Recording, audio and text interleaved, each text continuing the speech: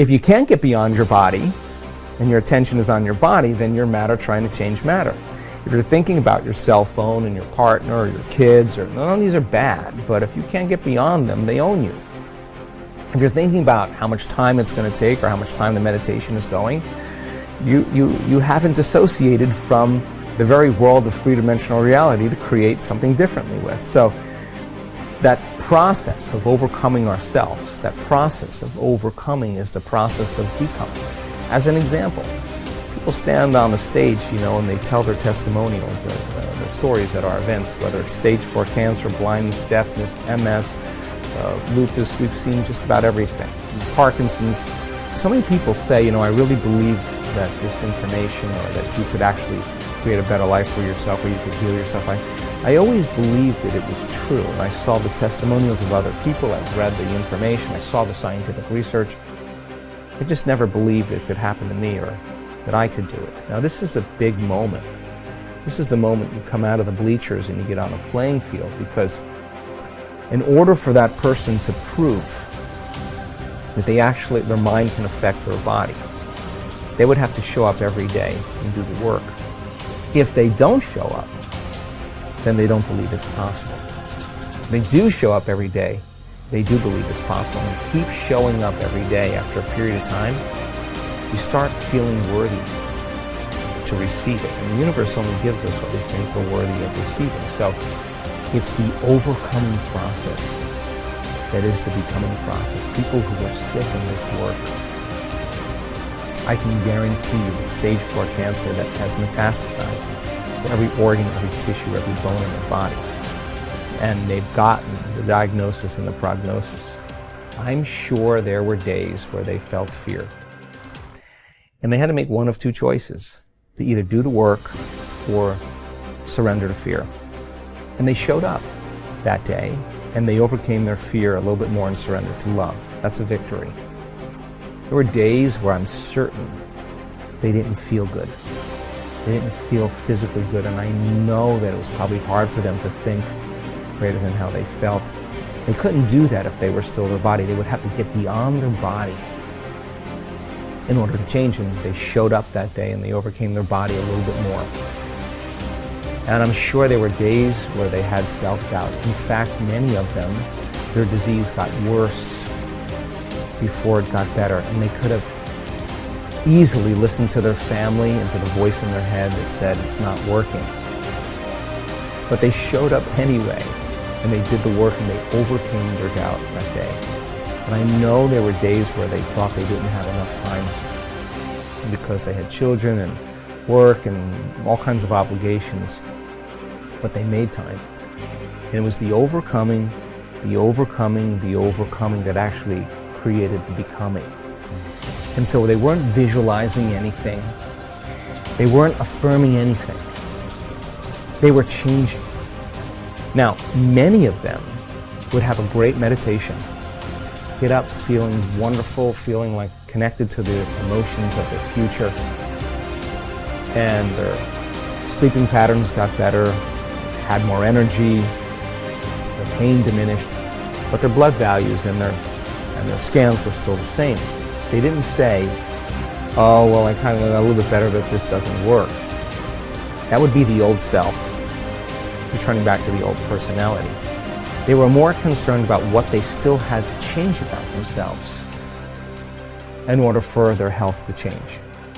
So they realized that many of them, 1 hour of meditation and feeling wonderful, and then spending 15 hours of your remaining day reacting and responding to everyone and everything in your life and believing those thoughts that are just hardwired programs in the brain and acting and behaving like the old self.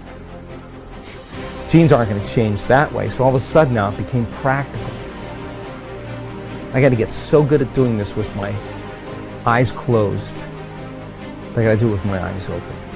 Now, this is the big game, because you got to be able to self-regulate. And so what became very practical to them is, now I'm going to rehearse how I'm going to be on the Zoom call. Now I'm going to rehearse how I'm going to be with my children, how I'm going to be with my ex.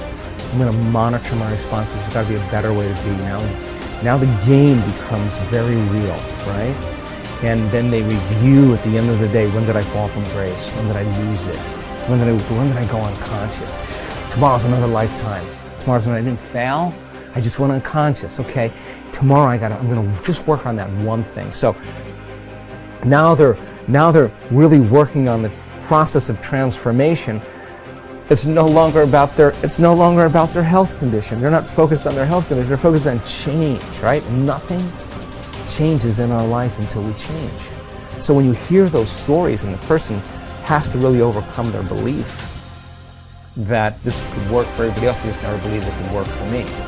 When they get really super aware that the game is about change, and they got to get really good at doing it with their eyes open, and they have to monitor their responses to everyone and everything in their life, because if they don't, the response is actually weakening the organism.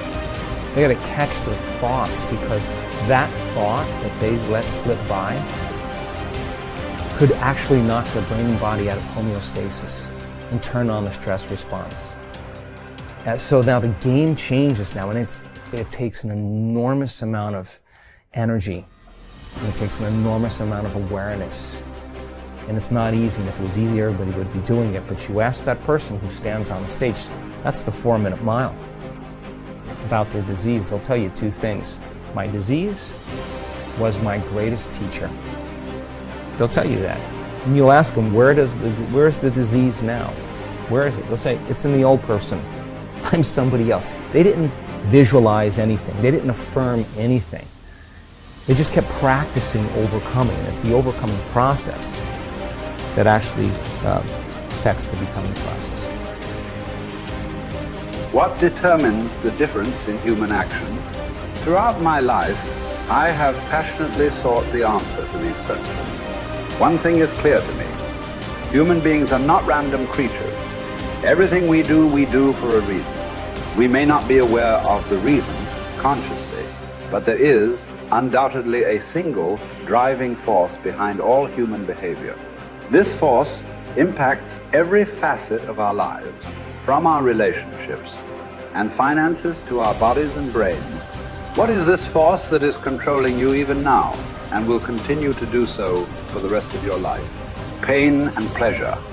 Everything you and I do, we do either out of our need to avoid pain or our desire to gain pleasure. So often, I hear people talk about changes they want to make in their lives, but they can't get themselves to follow through. They feel frustrated, overwhelmed, even angry with themselves because they know they need to take action, but they can't get themselves to do it. There is one elementary reason. They keep trying to change their behavior, which is the effect instead of dealing with the cause behind it. Understanding and utilizing the forces of pain and pleasure will allow you once and for all to create the lasting changes and improvements you desire for yourself and those you care about. Failure to understand this force dooms you to a future of living in reaction like an animal or a machine. Perhaps this sounds like a complete oversimplification, but think about it. Why don't you do some of the things you know you should do? After all, what is procrastination? It's when you know you should do something, but you still don't do it. Why not? The answer is simple. At some level, you believe that taking action in this moment would be more painful than just putting it off. Yet, have you ever had the experience of putting something off for so long that suddenly you felt pressure to just do it, to get it done? What happened? You changed what you linked pain and pleasure to. Suddenly not taking action became more painful than putting it off. A man who suffers before is necessary, suffers more than is necessary. What keeps you from approaching that man or woman of your dreams? What keeps you from starting that new business you've been planning for years? Why do you keep putting off that diet? Why do you avoid completing your thesis? Why haven't you taken control of your financial investment portfolio? What prevents you from doing whatever it takes to make your life exactly as you've imagined it? Even though you know that all these actions would benefit you, that they could definitely bring pleasure to your life, you fail to act simply because in that moment you associate more pain to doing what's necessary than missing the opportunity. After all, what if you approached that person and they rejected you? What if you tried to start that new business but failed and lost the security you have in your present job? What if you started a diet and went through the pain of starving yourself, only to gain the weight back eventually anyway? What if you made an investment and lost your money? So why even try? For most people, the fear of loss is much greater than the desire for gain, which would drive you more. Keeping someone from stealing the $100,000 you've earned over the last 5 years, or the potential of earning $100,000 in the next 5. The fact is that most people would work much harder to hang on to what they have than they would to take the risks necessary to get what they really want from their lives. The secret of success is learning how to use pain and pleasure instead of having pain and pleasure use you. If you do that, you're in control of your life. If you don't, life controls you. If we link massive pain to any behavior or emotional pattern, we will avoid indulging in it at all costs. We can use this understanding to harness the force of pain and pleasure to change virtually anything in our lives, from a pattern of procrastinating to drug use. How do we do this? Let's say, for example, you want to keep your children off drugs. The time to reach them is before they experiment and before someone else teaches them the false association that drugs equal pleasure. My wife and I decided that the most powerful way to make sure our kids would never use drugs was to cause them to link massive pain to drugs. We knew that unless we taught them what drugs were really about, someone else might convince them that drugs were a useful way of escaping pain. If we fail to direct our own associations to pain and pleasure, we're living no better than animals or machines, continually reacting to our environment, allowing whatever comes up next to determine the direction and quality of our lives. Our behavior, both conscious and unconscious, has been rigged by pain and pleasure from so many sources.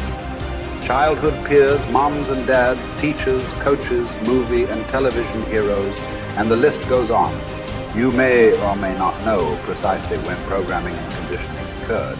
It might have been something someone said, an incident at school, an award-winning sports event, an embarrassing moment, straight as on your report card, or maybe failing grades. All of these contributed to who you are today. I cannot emphasize strongly enough that what you link pain and pleasure to will shape your destiny. As you review your own life, can you recall experiences that formed your neuro-associations and thus set in motion the chain of causes and effects that brought you to where you are today? What meaning do you attach to things? If you're single, do you look upon marriage wistfully as a joyous adventure with your life mate? Or do you dread it as a heavy ball and chain? As you sit down to dinner tonight, do you consume food matter? Of factly as an opportunity to refuel your body? Or do you devour it as your sole source of pleasure? Men, as well as women, are much oftener led by their hearts than by their understandings. Though we'd like to deny it, the fact remains that what drives our behavior is instinctive reaction to pain and pleasure, not intellectual calculation. Intellectually, we may believe that eating chocolate is bad for us, but we'll still reach for it. Why? Because we're not driven so much by what we intellectually know, but rather by what we've learned to link pain and pleasure to in our nervous system. It's our neuro-associations, the associations we've established in our nervous systems that determine what we'll do. Although we'd like to believe it's our intellect that really drives us, in most cases our emotions. The sensations that we link to our thoughts are what truly drive us. Many times we try to override the system. For a while we stick to a diet. We finally pushed ourselves over the edge because we have so much pain. We will have solved the problem for the moment. But if we haven't eliminated the cause of the problem, it will resurface. Ultimately, in order for a change to last, we must link pain to our old behavior and pleasure to our new behavior and condition it until it's consistent. Remember, we will all do more to avoid pain than we will to gain pleasure. Going on a diet and overriding our pain in the short term by pure willpower never lasts simply because we still link pain to giving up fattening foods. For this change to be long term, We've got to link pain to eating those foods so that we no longer even desire them, and pleasure to eat more of the foods that nourish us. People who are fit and healthy believe that nothing tastes as good as thin fields, and they love foods that nourish them. In fact, they often link pleasure to pushing the plate away with food still on it. It symbolizes to them that they're in control of their lives.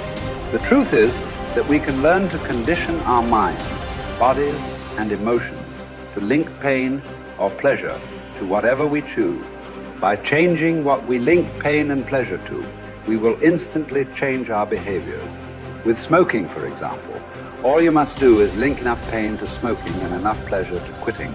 You have the ability to do this right now, but you might not exercise this capability because you've trained your body to link pleasure to smoking, or you fear that stopping would be too painful. Yet, if you meet anyone who has stopped, you will find that this behavior changed in one day. The day they truly changed what smoking meant to them.